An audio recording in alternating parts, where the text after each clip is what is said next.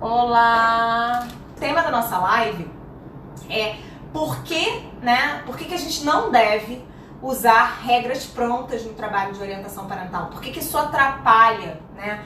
Isso atrapalha a nossa relação terapêutica, isso atrapalha o andamento do nosso trabalho e isso atrapalha os resultados dos clientes. Então é sobre isso que a gente vai conversar um pouquinho aqui hoje, tá? Regras prontas é tudo aquilo, né, que a gente muitas vezes lê, aprende, entende como o ideal a ser feito, o ideal a ser praticado pelos pais, mas que muitas vezes desconsidera a realidade e as variáveis ali, né, que compõem a dinâmica familiar. Então, quem fez certificação em disciplina positiva, ou quem estudou, né, estuda os livros sobre disciplina positiva, vai ver lá um conjunto de ferramentas, um conjunto de estratégias que são sugeridas, né, para lidar com vários comportamentos que são típicos da infância, da adolescência, das relações entre pais e filhos. Então a gente encontra isso, de certa forma, até estruturado e com facilidade, né? Como conduzir uma reunião de família, como falar, né, com o filho, né, de uma determinada forma, de maneira que ele escute melhor o que está sendo dito. Enfim, tem muitas coisas disponíveis e a gente acha ótimo, tá? A gente acha que todas essas coisas são maravilhosas. No entanto, a forma como a gente utiliza, né, a maneira como a gente utiliza isso dentro do trabalho de orientação parental é que pode ser de maneira positiva ou negativa. No geral, né, o que nós vemos no campo de trabalho da orientação parental, o que nós vemos é um uso indiscriminado dessas regras prontas, né, dessas ferramentas já muito bem estruturadas, sobretudo para aqueles que não são psicólogos, porque de fato eles têm menos recursos que nós para trabalhar as questões da parentalidade. Então eles vão receber, por exemplo, um casal, um grupo de pais, eles vão ouvir a problemática e a partir daquela problemática eles vão se pronunciar, né?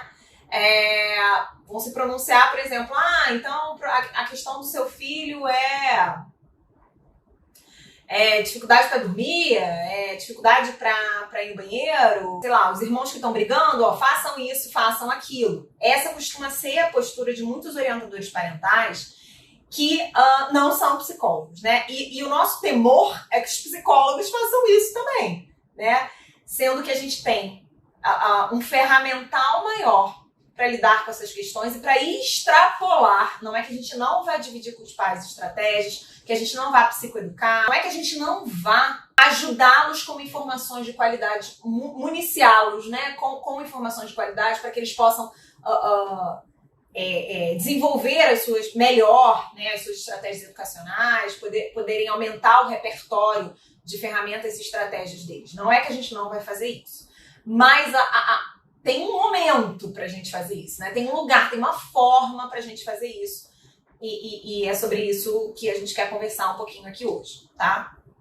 Bom, então isso é o que a gente está chamando de apresentar regras prontas, tá? É realmente já chegar a partir da demanda falada, da demanda consciente dos pais, a gente já despejar um monte de deves, né? Você deve ir por esse caminho, você deve fazer aquilo, você deve fazer aquilo outro, tá? Então, isso é importante vocês entenderem. Isso que eu falei de munir os pais com informação de qualidade, escutá-los mais atentamente, né, manter uma postura investigativa em relação às nuances e às variáveis ali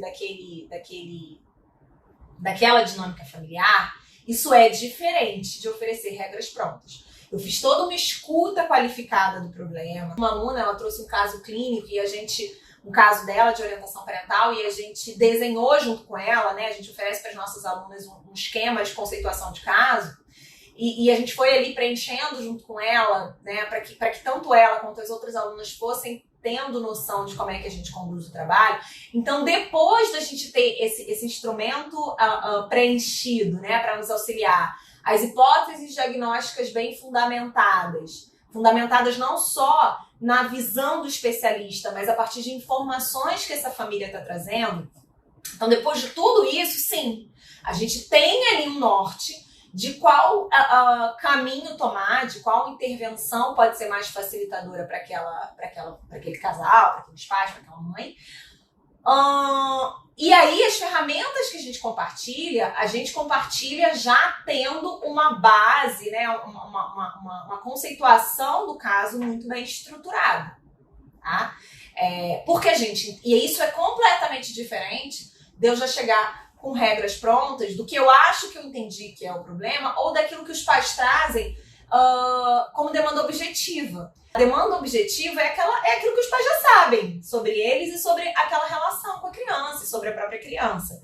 Mas a gente não quer saber só o que eles já têm consciência. A gente quer, inclusive, ajudá-los a trazer à consciência outros aspectos que estão afetando aquela dinâmica, que estão afetando aquelas relações e que eles não se dão conta, né? Uma vez que eles tenham já melhor trabalhado, melhor desenvolvido o autoconhecimento, né, a capacidade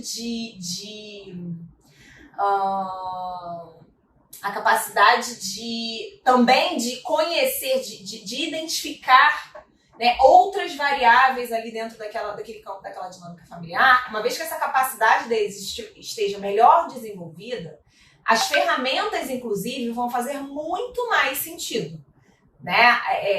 Tudo aquilo que a gente propuser vai ter um terreno fértil para brotar, né? Para florescer, tá? Então, isso é diferente.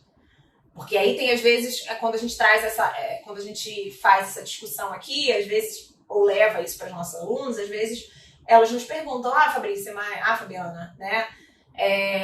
Mas então eu não vou falar nada com os pais, eu não vou orientar, afinal o nome é esse, né? Sim, você vai, mas isso tem um lugar e isso é diferente, tá? De eu fazer uma escuta julgadora, avaliativa, tá? Do que os pais estão me trazendo, do tipo, isso aqui eles estão fazendo certo, isso aqui eles estão fazendo errado, isso aqui eles estão fazendo certo, isso aqui eles estão fazendo muito errado, então eu vou corrigir o que eles estão fazendo errado. Essa escuta avaliativa é uma escuta comum que vocês encontrarem no campo de trabalho da orientação parental, mas como eu disse no início, conduzido por não psicólogos. O que a gente espera é que vocês, psicólogos, tenham uma escuta muito mais qualificada, tá? E aí não estou menosprezando o trabalho de ninguém, acho que tem espaço para todo mundo, mas o trabalho dessas pessoas a gente entende que vai até um certo ponto. E que daí ele não avança muito mais, né? Porque a família, sim, né, procurou, vamos lá, vamos ter empatia com a família. A família, vamos olhar pela perspectiva da família. A família nos procura. Nós somos os especialistas, né? A gente se coloca dessa forma, a gente está aqui construindo autoridade. Quando a gente se posiciona, a gente está aqui construindo autoridade sobre aquele assunto. Então, as pessoas nos procuram, nos pagam. Óbvio que elas vão ouvir o que a gente tem a dizer. Tá? Então, se eu, por exemplo, disser para uma família, olha, a partir de hoje, você para de gritar com a criança, fala num tom de uma voz mais baixo, fala num tom de voz mais respeitoso, tá?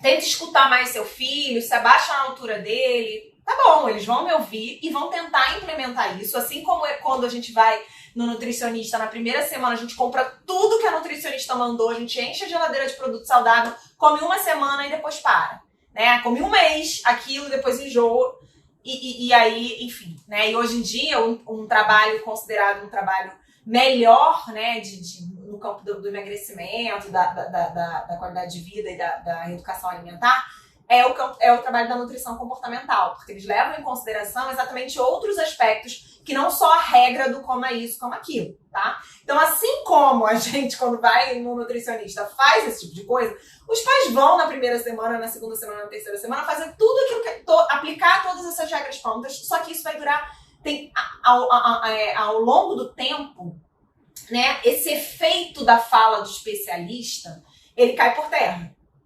E aí eles já estão envolvidos ali na rotina, no dia a dia, no estresse com a criança, e com outras demandas, com pandemia, com aula online, com seja lá o que for. Um mês depois eles estão gritando de novo com a criança. Então, claro, Fabrícia, mas você acha que tem que deixar os pais gritando? Não acho isso. Mas o que a gente defende é que, primeiro, por exemplo, esses pais entendam o lugar do grito naquela relação. Para que eles precisam gritar? Eu grito com alguém, eu particularmente, Fabrícia, né? Por exemplo, eu não grito com o chefe. Eu não grito com alguém que tá hierarquicamente, né, alguém que eu respeito. E se eu não grito, né, de uma forma geral, as pessoas não gritam, a não ser que elas estejam muito desreguladas, com quem elas respeitam, com quem tem um lugar de autoridade para elas, ou quando elas sabem que de alguma forma aquela relação pode ficar muito prejudicada com aquele comportamento. Mas eu grito com a criança. Então, o que eu penso sobre a infância, o que eu penso, o que esses pais, essa mãe, quando eu tô falando eu, né?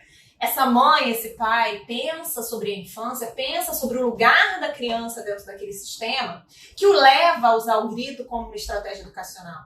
Será que é porque ele vê como única possibilidade? Será que aquele grito é para dar conta da emoção que ele está sentindo, da raiva que ele, adulto, está sentindo, da frustração que ele, adulto, está sentindo?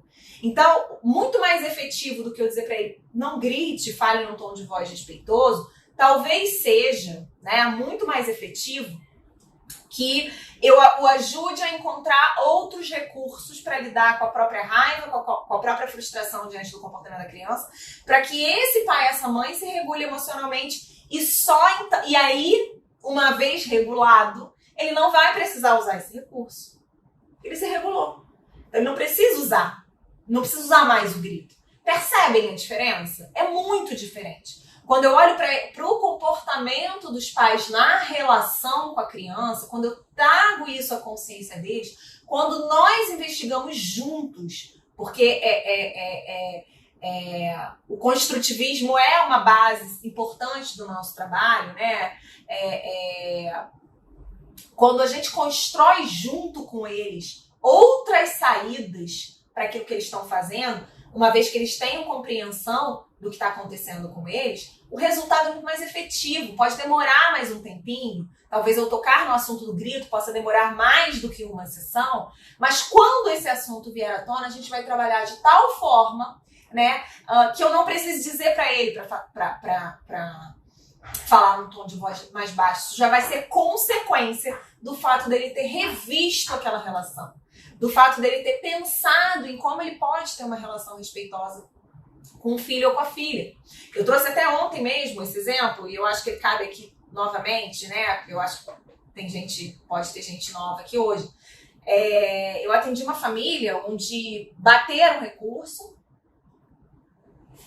gritar era um recurso, e a gente foi exatamente trabalhando um pouco com eles, porque eu fui construindo essa hipótese diagnóstica de que a questão estava no modelo mental que eles tinham sobre a infância, né? Na representação social que eles tinham do que é ser criança e de qual é o lugar da criança na casa. E havia um nível muito grande de exigência, né? Porque eles também foram crianças muito exigidas, então eles precisaram se dar conta disso, trazer isso, né? E perceber como que isso afetava aquela relação. E aí, numa das sessões, a mãe me trouxe muito emocionada. Nossa, Fabrícia, tudo mudou quando eu percebi, quando eu passei a olhar, hoje eu acordo, eu olho a minha filha e eu vejo a minha filha como uma criança. E o fato de eu vê-la como uma criança e não como um mini adulto ou como um adulto em construção, né, como se ela já tivesse todas as capacidades cognitivas e desenvolvimento cognitivo e moral muito, muito avançado, quando eu começo a olhar essa criança como uma criança, quando eu comecei a olhar minha filha como uma criança, todo o resto veio muito naturalmente, né? Então eu não precisei ficar ali, olha, não grite, olha, fala isso, não precisei apresentar, né, quem assistiu a nossa live sobre o ciclo da conexão sem drama. Não precisa apresentar o ciclo da conexão sem drama. O ciclo da conexão sem drama está acontecendo muito naturalmente naquela casa, porque eles entenderam outros princípios. Eles modificaram modificaram crenças, modificaram modelos mentais sobre a infância, revisitaram a própria infância, tá? Então, todo esse trabalho mais individualizado, e que eu gosto de dizer, eu sempre digo, né, um trabalho artístico, um trabalho artesanal, que a gente faz, né, que a gente vai fazer com cada família, assim como nós já fazemos na clínica individual, por exemplo, é isso que vai fazer a diferença muito maior, vai fazer uma diferença muito maior do que simplesmente a gente trazer ao conhecimento dos pais ferramentas e estratégias. Tá claro pra vocês? Deixa eu só dar uma baixada aqui pra ver se tem comentário no Instagram. No Facebook também ainda não. Vão colocando as dúvidas de vocês, me dizendo se vocês concordam, se vocês não concordam, tá? Então, esse exemplo eu trago sempre, porque foi aquele exemplo de livro, né? De que eu já via isso em outros atendimentos, mas nesse atendimento a mãe verbalizou, né? Que foi uma mudança mais subjetiva, uma mudança que tinha a ver com a percepção dela de adulta, com o que ela havia internalizado, né, da própria infância, que foi a modificação desses aspectos que mudou, que trouxe outro tom para aquela relação. Então, respeitar foi muito mais fácil, né? Um trabalho de promoção de autoconhecimento, de conscientização, tendo também a psicoeducação o seu lugar, né? Mas até quando a gente fala de psicoeducação, isso é diferente de trazer as regras prontas, né? Porque psicoeducar é ajudar né? Quando a gente fala de psicoeducação na clínica individual, psicoeducar é ajudar o paciente a em algum momento ser seu próprio terapeuta, né? Conseguir entender a sua dinâmica de funcionamento ou a dinâmica de funcionamento da sua patologia e ir buscando e ter, né, informação suficiente para criar estratégias para lidar com aquilo, né? Com as características que ele não... Mudar aquilo que ele consegue mudar e lidar com as características que ele não consegue mudar. Psicoeducar na clínica individual é isso. Se a gente traz esse conceito para a discussão da parentalidade, é mais ou menos a mesma coisa. A gente vai ajudar esses pais a entenderem a dinâmica de funcionamento da casa, a se darem conta das próprias características. Então, né, eu, Fabrícia, se eu descompenso, eu tenho uma informação sobre mim que quando eu desregulo, eu tendo ao autoritarismo, eu tendo a gritar, eu tendo a entrar numa lógica de punição, né, do tipo, vou tirar isso que você gosta, sei lá, né, tendo a ser mais grosseira, mais autoritária mesmo. Entrar numa lógica de ordenar, de exigir obediência. Eu tenho essa informação sobre mim. E essa é uma informação importantíssima, né, para que eu exerça uma maternidade consciente. Porque se eu E outra informação que é importante é o que me desregula, né? O que me faz chegar nesse ponto? Por exemplo, sono, né? Privação de sono é um negócio que me deixa vir um monstro, sabe? Fome e privação de sono me fazem basicamente virar um monstro. Então, o dia que eu dormir mal, eu já sei que é um dia que eu preciso, tá muito consciente, né? E repetir quase que como um mantra: nossa, meus filhos são dignos de respeito, meus filhos são dignos de respeito, para que eu consiga, né, levar aquele dia, conduzir aquele dia, sem despencar para aquilo que eu já sei que eu posso despencar, já que eu fui privada de sono. Percebem? É isso que a gente vai ajudar os pais a fazerem de alguma forma. Perceberem qual é o estilo parental deles, né? Para onde que eles tendem, que tipo de estratégias educacionais eles lançam mão na hora do caos, né? Ou de uma forma muito automatizada, sem pensar, sem consciência. Quais são essas estratégias? Então, esse dar-se conta de tudo isso, né, esse questionamento sobre o que eu faço, para que eu faço, por que eu faço, para dar conta do quê? Porque às vezes nem é para dar conta do comportamento da criança. Às vezes dá para dar conta da minha desregulação, para dar conta da... Né, eu tava dando supervisão de um caso, agora há pouco, onde a psicóloga estava exatamente me trazendo que a mãe toma tudo muito pro pessoal, né? Então a menina fala um negócio, a menina tá falando, né, tipo, ai, né, tá triste ou tá chateada, e assim, não tá chateada com a mãe, não tá triste com a mãe, não tem a ver com a mãe, né? Mas ao ficar chateada, triste, etc., essa menina se coloca pouco disponível para essa relação. Então a mãe já entende que é uma coisa pessoal, e aí, né, provavelmente essa mãe, aí a gente está investigando, são hipóteses diagnósticas, né, provavelmente essa mãe tem uma questão, né, com o afeto, né, com a necessidade de afeto, que no senso comum a gente chama de carência, né, e que busca suprir isso na relação com a filha. Então, quando a filha por algum motivo não oferece isso, essa mãe começa a chantagear, a manipular, mas você não gosta de mim, mas você não me ama, enfim, né? Então, essa relação, a relação dos pais com os filhos, ela é afetada muito mais, né, por aspectos que os próprios pais trazem para essa relação, porque tem um tempo de vida maior, né? Tem uma história de vida mais robusta, com mais experiências, do que a criança, né? Então, o comportamento em si da criança, muitas vezes os pais falam,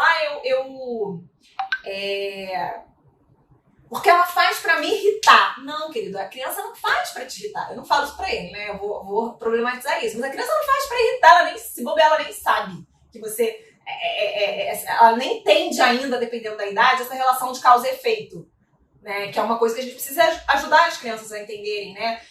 Empatia é é uma habilidade a ser desenvolvida, né? Colocar-se no lugar do outro, compreender a perspectiva do outro, perceber os sinais de que o outro está ficando com raiva, de que o outro está perdendo a paciência. Muitas vezes a gente tem que comunicar isso para a criança, né? Eventualmente eu comunico aos meus filhos, principalmente o menor, porque ele não percebe mesmo.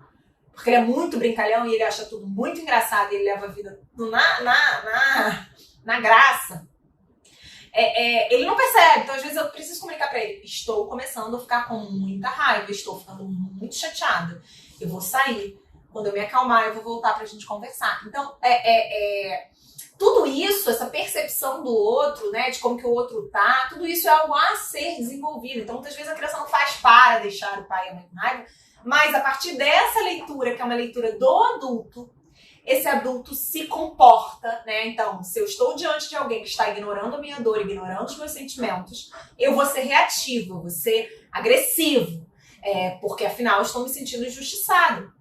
Quando a percepção, né, do que está por trás daquele comportamento da criança é completamente equivocada. Então, muitas vezes a gente vai entrar nesse papel também de tradução, né, do que pode estar acontecendo ali naquela relação. E isso, gente, vai muito além de usar regras prontas. Então, nesse último exemplo que eu dei, que eu estou supervisionando, um caminho que a gente vai precisar trabalhar com essa mãe é entender, por exemplo, que nem tudo que a filha faz diz respeito a ela. Ou é uma consequência, ou é em resposta à existência dela, né? E talvez pensar até no encaminhamento dessa mãe para uma psicoterapia individual, que é alguma coisa que a gente vai avaliar aí à medida que a gente for tendo mais elementos. E um exemplo do que seria usar essas regras prontas, eu acho que eu já falei de alguma forma, mas graças a Deus eu não tenho exemplos nossos para dar, mas eu tenho exemplos aí do que eu acompanho nas redes sociais. Então, na verdade também, eu tenho exemplos sim de mães que chegaram até mim, né? A Fabi também tem exemplos de mães que chegaram até nós falando assim: poxa, eu vim agora, tipo assim, tô fazendo mais essa tentativa com você porque eu fui atendida por uma outra profissional, fui buscar uma ajuda em um outro lugar e eu me senti julgada. Elas às vezes não trazem com essa palavra, mas ela fala: eu me senti muito, eu saí da sessão muito culpada, eu tava fazendo tudo errado, né? Então, esse é o sentimento produzido, tá? Por uma atuação de orientação parental que privilegia as regras prontas oferecidas a priori, desconsiderando toda a complexidade, toda a singularidade, como eu disse mais cedo, daquela família, né? Daquela configuração familiar que está ali diante deles. Então, teve uma mãe que me disse com essas palavras: poxa, aqui eu me sinto respeitada, eu me sinto ouvida. Porque é isso, a gente primeiro precisa ser ouvido, precisa ser acolhido, para depois a gente começar a pensar no que a gente fez de errado, a mesma lógica que inclusive a gente defende para que se faça com a criança. Né? Primeiro vamos validar, quem lembra aí, quem estava na live, ou quem é a nossa aluna, que já nos ouviu falar sobre o ciclo da conexão sem drama, vamos primeiro validar, vamos comunicar consolo, comunicar acolhimento, depois a gente valida, depois a gente escuta e por último é que a gente vai fazer alguma coisa com aquela escuta. né, no sentido de conduzir por um caminho mais facilitador com esses pais. Então, a gente recebe algumas mães, né, e pais ressentidos de experiências anteriores que eles tiveram com outros profissionais. Então, nesse sentido, a gente tem exemplo para trazer. Mas eu tenho um exemplo das redes, de outros profissionais que eu acompanho, inclusive, né, a maioria, como eu disse, não psicólogos. E certa vez eu assisti a psicóloga, não, ela não é psicóloga, a orientadora, educadora parental, né? Ela se gravou fazendo um atendimento. Não aparecia a pessoa, mas aparecia ela, né? Falando para a pessoa. E aí ela estava com uma mãe falando coisas do tipo, olha, você você usa o seu celular, você se esconde atrás do seu celular para não ter um tempo de qualidade com seu filho. Então, olha a fala de julgamento que, por mais que ela tivesse indícios, né, ou eu, enquanto psicóloga, por mais que eu tivesse indícios de que essa mãe usava esse celular para evitar um momento de interação com o filho, eu poderia até ter essa hipótese diagnóstica, né? Mas eu jamais falaria para esses pais como ela colocou, tá? Eu, por exemplo, tentaria entender o que é difícil para ela. Por que é tão difícil para ela ter um tempo sozinho com o filho ou com a filha, não lembro mais, sem a mediação de um equipamento? Para que é tão difícil para ela, né, estar com aquela criança de maneira no momento presente, no aqui e agora, né, consciente ali naquela relação? O que impede de fazer isso? Que dores são essas que impedem uma mãe e um pai de estar com seus filhos de uma maneira afetuosa, de uma maneira presente, de uma forma interessada?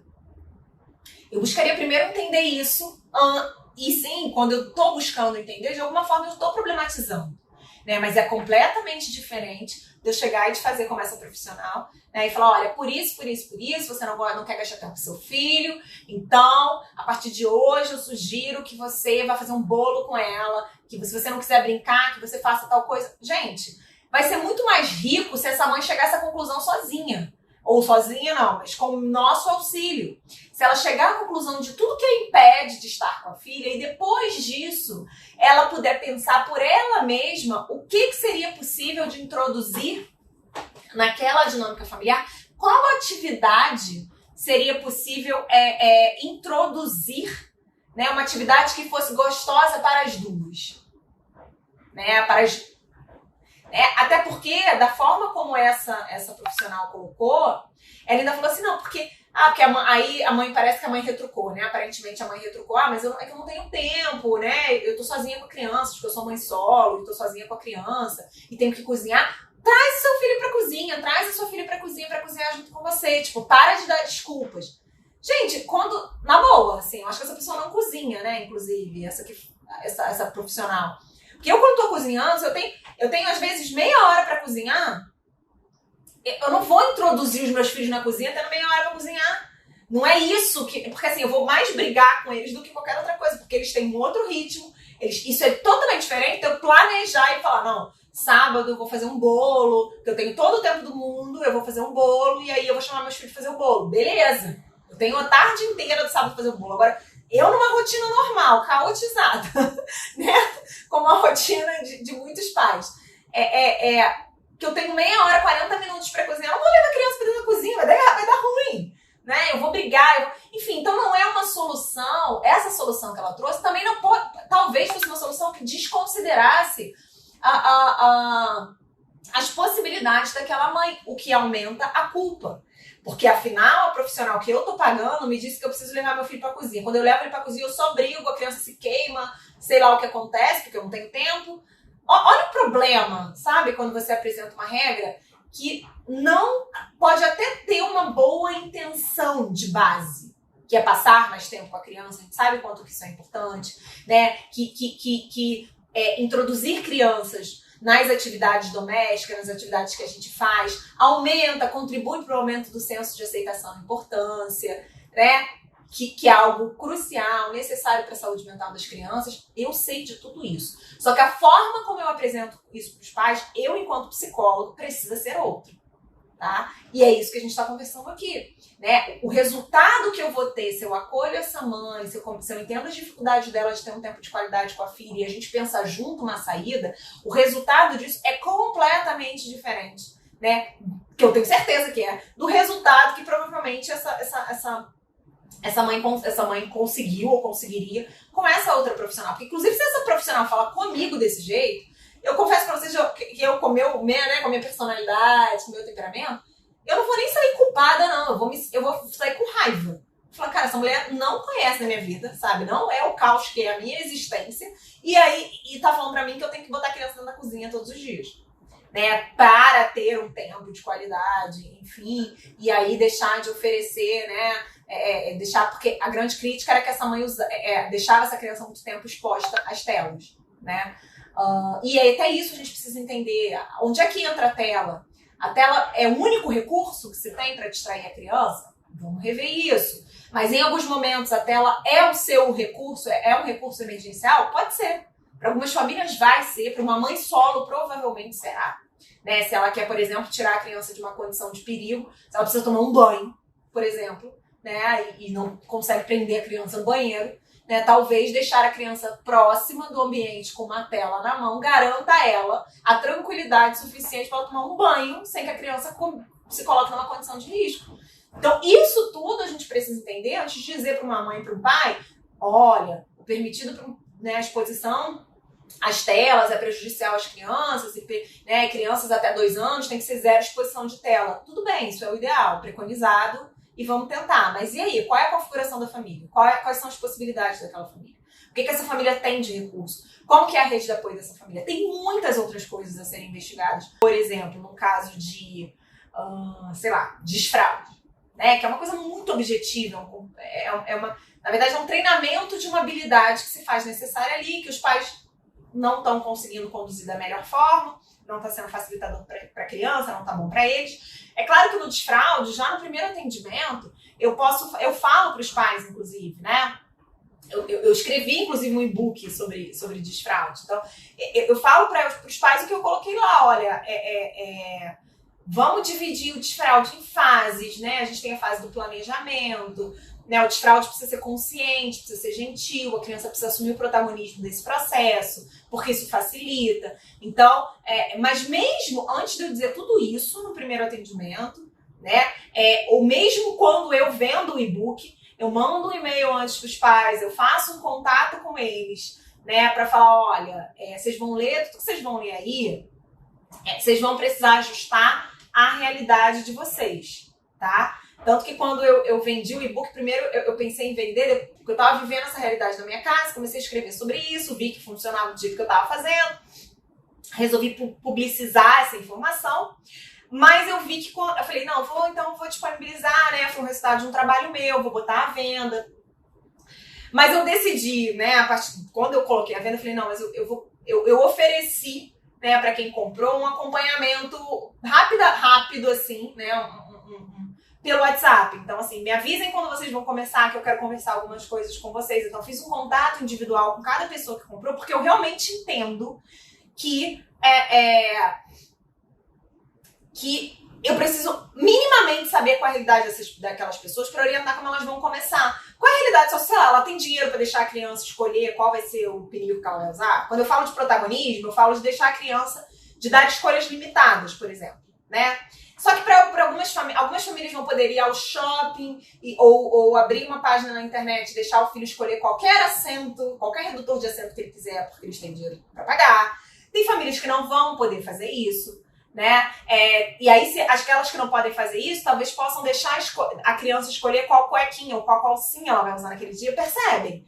Até quando a gente vai usar a ferramenta e a regra pronta, a gente tem uma forma mais facilitadora de fazer isso, para que o trabalho seja mais efetivo, tá?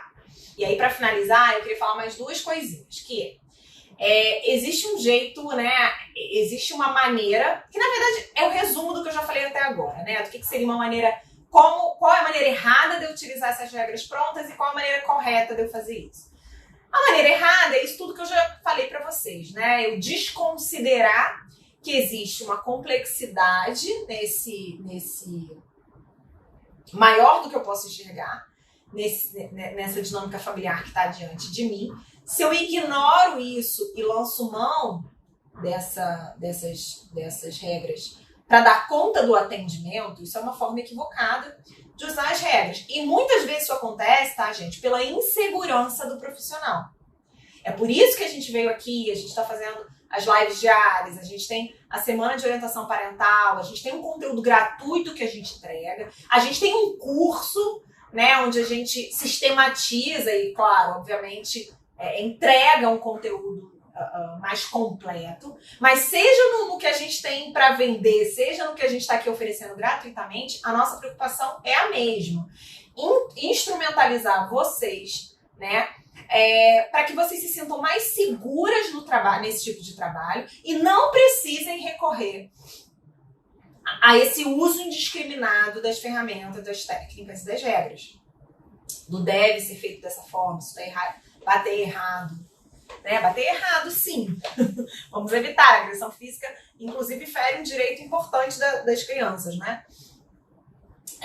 Mas até para eu dizer isso, existe uma forma mais facilitadora quando a gente pensa no nosso objetivo em trabalhar com os pais. O meu objetivo não é só que eles escutem que aquilo é errado, porque provavelmente vocês estão ali falando daquilo, eles já entenderam que de alguma forma não é a melhor saída, né?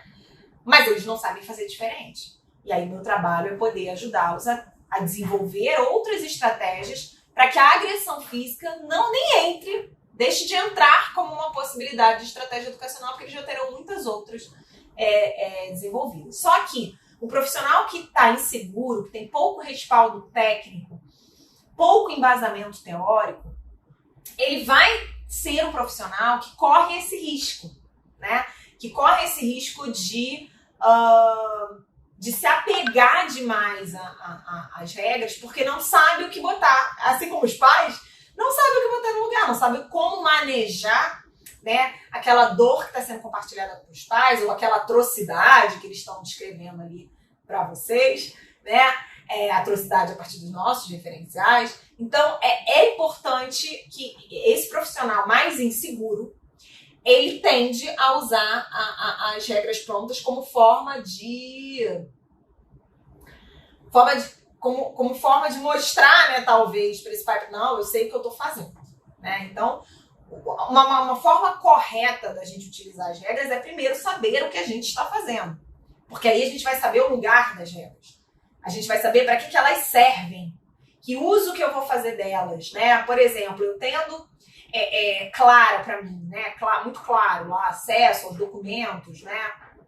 Que mostram que a exposição, as telas, né? Documento da Sociedade Brasileira de Pediatria, da Sociedade Brasileira de Psiquiatria, da Sociedade Americana de Pediatria, e que me dizem, que me contam uma série de efeitos deletérios, né? Do uso excessivo de telas. Eu tenho isso como conhecimento. Mas eu também tenho outro conhecimento, que é da complexidade do fenômeno psicossocial que está diante de mim.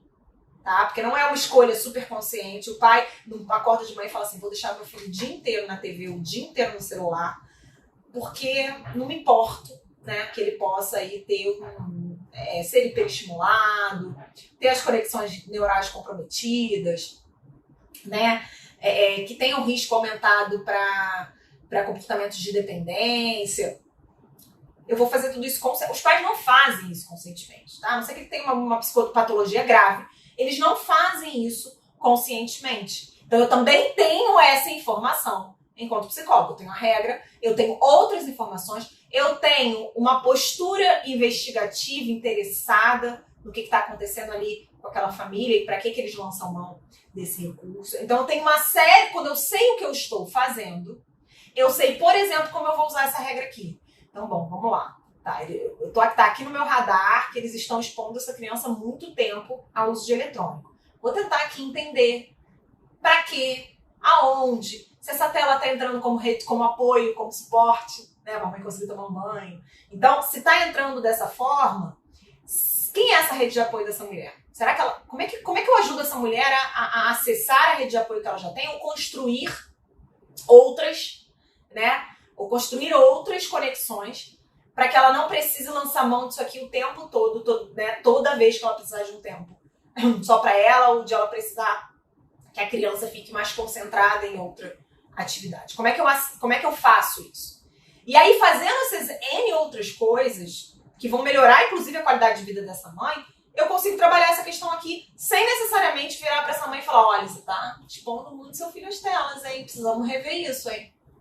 Percebem? Então, esse seria o jeito correto, né? Eu sei da regra, eu conheço sobre desenvolvimento infantil, eu sei o que é mais facilitador para o desenvolvimento da criança, seja cognitivo, emocional, relacional, moral. Eu sei, eu tenho essas informações, mas como eu vou utilizá-las é de uma maneira muito mais estratégica do que simplesmente dizendo para essa família: faça isso, faça aquilo, não faça isso, leia essa página aqui do livro, né? Você faça desse jeito, reduz a exposição, reduz o número de o tempo de tela da criança. Eu já tive relatos, por exemplo, como de uma mãe, que a gente começou a trabalhar essa questão, e aí tinha uma questão de sono também, dificuldade de sono. Eu falei: olha, então é sabido que, né, a gente precisa aí fazer tipo uma higiene, né, do sono aí antes de dormir. Então, antes de dormir tem um ritualzinho que é possível ser cumprido, né?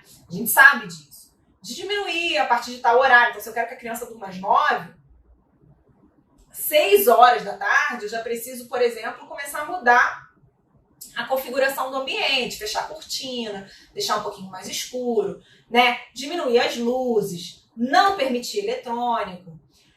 Mas para essa família é impossível fazer isso na concepção deles, tá? Porque eu também não tô no papel de dizer que é impossível o quê? Vocês estão arrumando desculpa. Também não é o meu papel. Quando eles dizem para mim: Fabrícia, aí não dá. Não dá. Eu não vou ter assunto com essa criança de 6 às 9.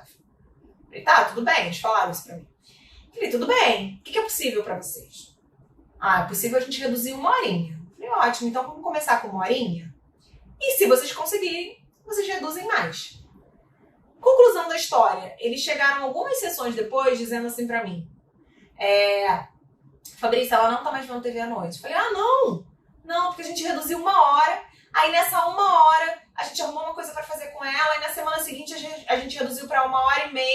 Ela lembrou de umas bonecas que ela tinha não sei aonde, e aí ela começou a pegar essas bonecas, então agora ela nem tá se interessando mais pela TV, porque quando dá aquele horário que ela sabe que é o horário que a gente vai desligar a TV, ela já tá com as bonecas, então assim, não tá vendo mais TV à noite. Então percebem que assim, eu alcancei o resultado, na verdade um resultado melhor do que eu imaginava, sem usar as regras. Sem falar: façam dessa forma. O que eu fiz foi: o que vocês podem fazer? Né? Eu tenho essa informação para dar para vocês que eu preciso dar como especialista e como profissional, que é: vocês deixarem essa criança até a hora de dormir vendo TV. Eu tenho essa informação de qualidade para dizer: o sono não, né, para a maioria das pessoas que fazem isso, para as crianças que fazem isso, o sono não é um sono regular. Não é um sono que realmente promova descanso. Porque o cérebro está hiperestimulado, e a gente psicoeduca, né? Tá bom, mas diante dessa informação, o que é possível para vocês fazerem? E eles disseram, e na verdade o resultado foi muito melhor e os ajudou a ter consistência na regra. Porque como o resultado foi tão bom, eles falaram: não, inclusive agora a gente não tá deixando ver hora nenhuma, porque aí, assim, o resultado foi tão bom e eles viram o resultado, né, de tanto da criança ficar menos agitada no período da noite, né, menos chorosa ali pra hora de dormir, e uma criança que passou a dormir tranquilamente, bom, a gente não vai nem mais deixar. Em momento nenhum eu precisei dizer isso, tá? Enquanto muitos outros profissionais talvez não tenham essa sensibilidade, e não é nem sensibilidade, tá? Porque eu não tô falando que essas pessoas são insensíveis, mas falta, na nossa opinião, né, realmente embasamento para conduzir o trabalho de uma outra forma.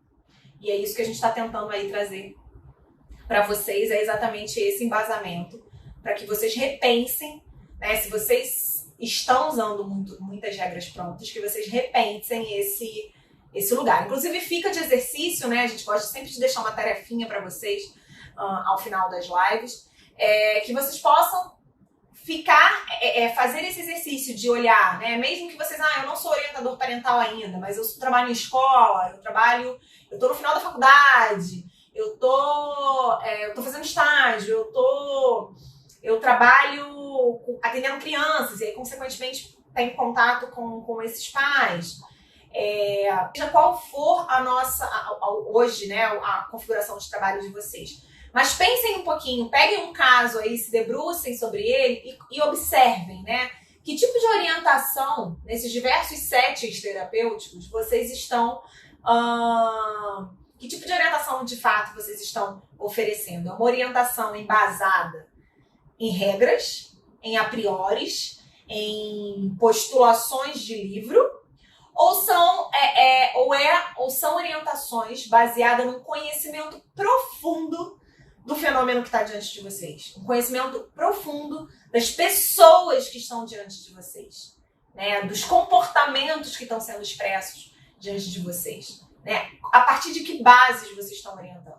A nossa sugestão é que vocês façam esse exercício, se percebam e façam, né? E uma vez percebendo que estão atuando a partir de regras prontas, tentem fazer esse ajuste, né? A gente garante para vocês que o resultado ele é muito mais duradouro a longo prazo, ele é muito mais surpreendente, muito mais incrível e muito mais resolutivo, tá? Para as demandas que as famílias estão trazendo. Beijo grande. Tchau, tchau.